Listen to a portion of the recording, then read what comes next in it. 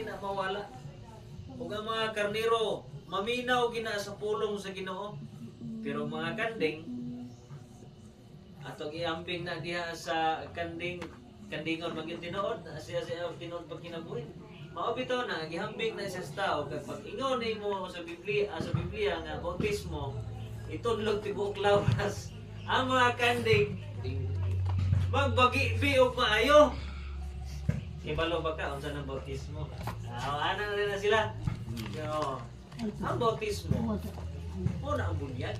Anaon ka kay mabagi-bi man ginang kanding, bihi man ginag maayo. Mga tarungan ginag maayo mo ni klases kanding. Kay dili na tuslog ang tanan, kung dili fisikan lang ang mga katangan, no? Diyan na, na siya pag-ilan natin mga kanding. Ano saan na ito pag-ilan po sa ubang mga kanding? Tora! Why na bautismo? Wala na ibuhat. So, diyan na yung mga klaro.